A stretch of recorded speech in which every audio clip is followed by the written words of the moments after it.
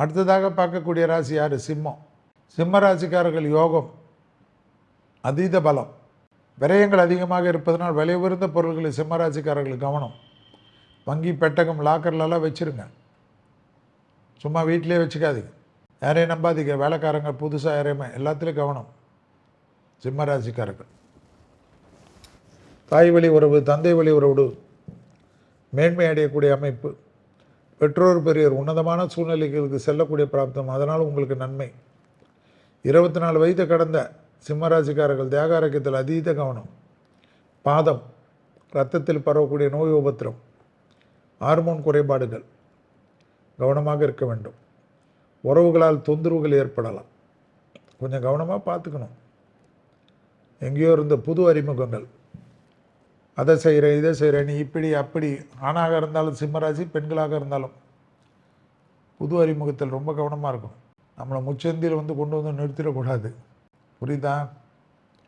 அதெல்லாம் சிம்மராசிக்காரர்களுக்கு காட்டுது. நீங்கள் தான் கவனமாக இருக்கும். வாகனத்தில் விதைகள் கூடாது, கொஞ்சம் பத்திரமா பார்த்துக்கணும், அவசரப்படக்கூடாது. நல்லது நிறைய நடக்கும், பெரிய பொறுப்புகளுக்கு வருவீங்க, ஆச்சரியமாக இருக்கும். பிள்ளைகள் விஷயத்தில் காணப்பட்ட இந்த பிரச்சனைகள் படிப்படியாக குறைவது கண்கூடாக பார்க்கலாம்.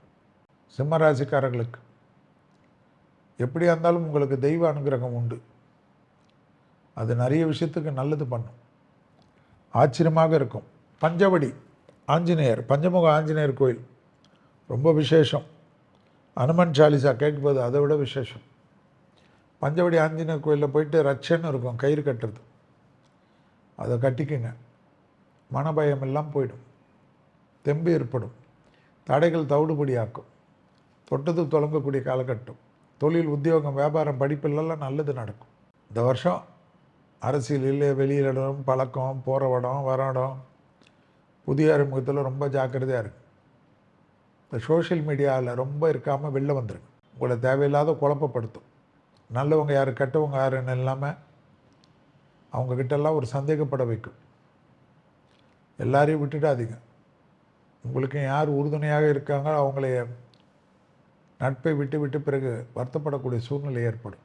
அது அப்பாவாக இருக்கலாம், அம்மாவாக இருக்கலாம், அண்ணனாக இருக்கலாம், தம்பியாக இருக்கலாம், நல்ல ஃப்ரெண்டாக இருக்கலாம். ஸோ அர்ஜென்ட் பட்டு தவறான முடிவுகளை எடுப்பது சிம்மத்திற்கு வேண்டாம்.